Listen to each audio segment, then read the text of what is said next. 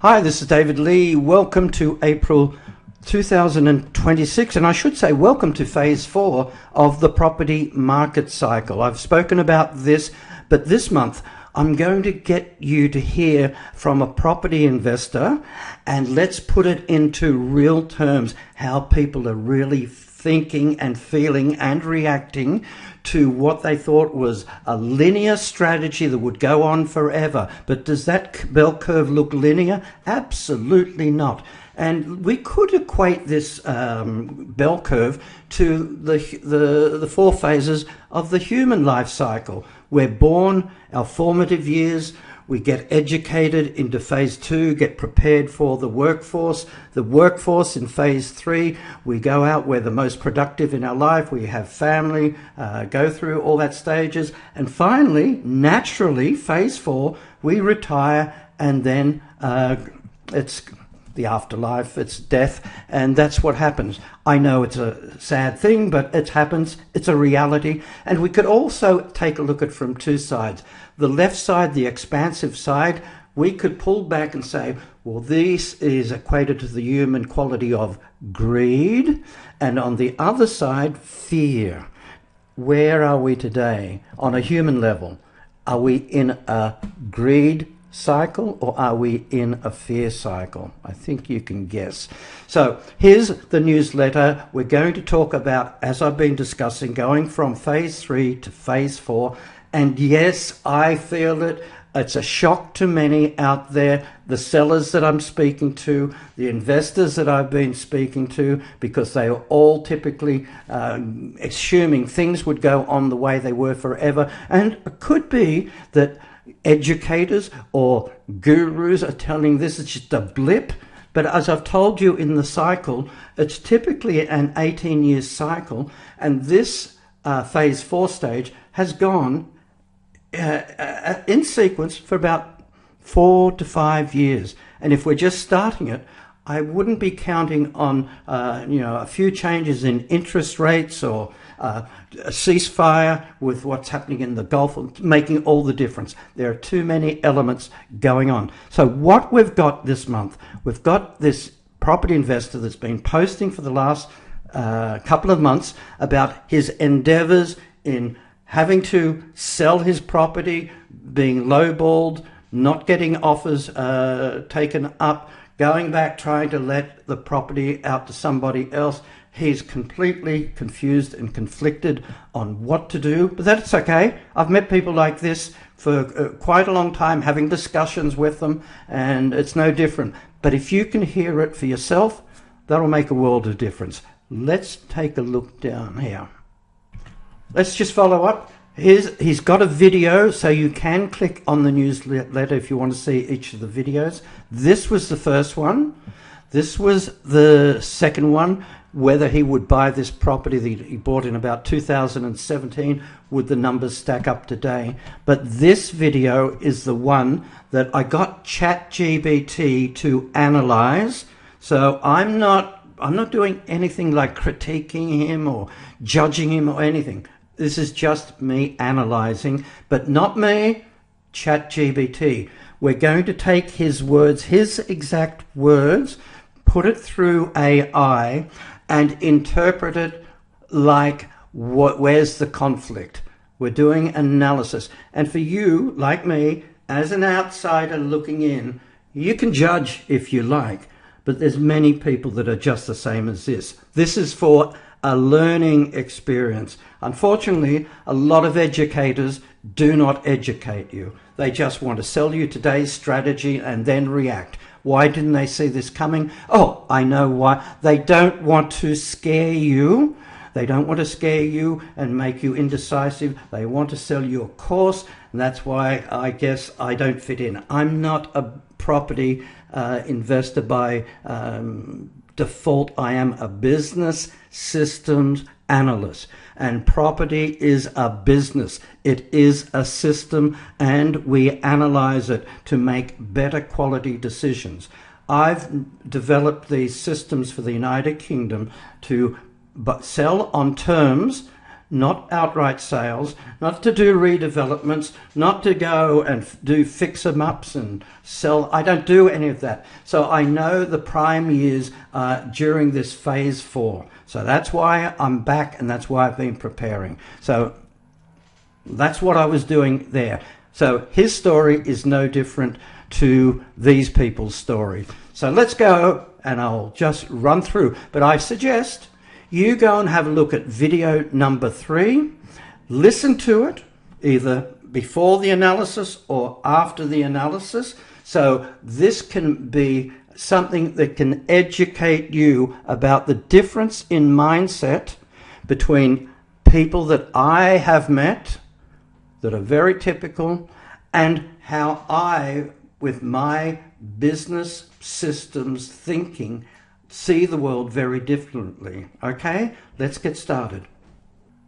You've got my report. You can read through it. I'll just highlight the different sections of it to point things out to you. So what I'm doing here is using this video number 3 as the analysis video. You can go back and look at the other ones as well, but he does summarize in detail the numbers and how he's reacting. So let's have a brief look at what ChatGPT is saying about this.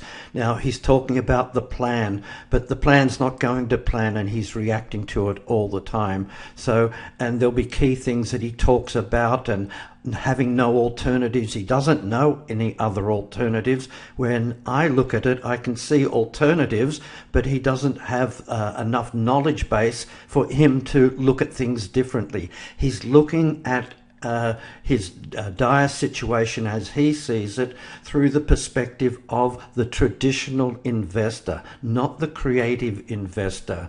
So that's why he's stuck, and he's going backwards and forwards all the time, and he's triggered into these circumstances, his personal circumstances, and life stress is a key factor for him. He didn't realize when he was getting into this, following the crowd, doing like everybody else, how he would react to the stresses and strains that are put on his finances and on his health when the market does change.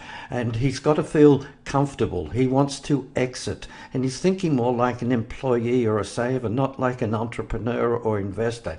He doesn't have an exit strategy. It was just keep going the same way forever. So there's the discomfort. Read this in detail. It will tell you a lot about people and how they react to investing, and do they really have the characteristics of being an investor, or is it easier just to have a PAYE job going to the office every day of the week? And there we go. Just read through this and we'll get here to my conclusion. What he doesn't know and doesn't realize is, look at the history. It's telling you the story. And I told you, I wanted to come in 1992 to the UK. I had to go back home, tail between my legs, but waited till 1994. And that's when I saw the signs of the market was picking up. There was the crash, 89 to 90, lasted till about 93, 94, but the signs were already coming through in 94.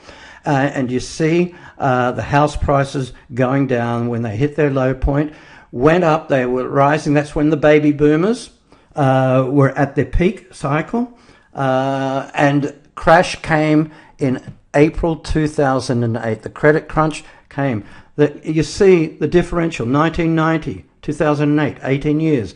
18 years from 2008, where we're hitting a peak in 2000 and what? 26? What year is this? 2026? Look at the pattern. The market is overinflated. We've got everything going on at the moment. He didn't know about this. Take a look at the unemployment. I'm pointing out that we're back in 1990s. Guess what happens when with the housing crisis? Look at what happens to unemployment. It goes up. We go to 2008 when the crash comes. Guess what happens to unemployment? Is this unusual? Unemployment percentages go up. Then it goes down again. We're in about 2021, 2022 at the end. And does history repeat itself? Yes, normally it does. What's going to happen next? when you look at all this, then you can adjust in advance. And that's why the last couple of years I've been getting ready. As I've shown you this, I've told you about it. So just like I was preparing between 2004 to 2008, I was developing systems, going out in the field, buying, selling, getting all these systems ready for phase 4, and I've been doing the same again. UK's housing collapse begins.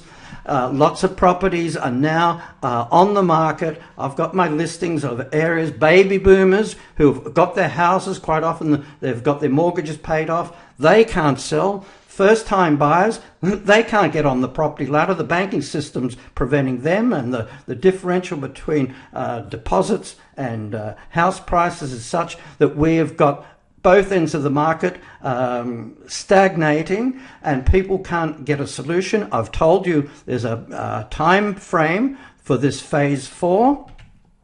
And this is what's happening in my real world in West London at the moment. These are properties. I'm getting more responses from people because the houses are just sitting. Take a look at column 3. Have a look at how many days these properties have been sitting on the market.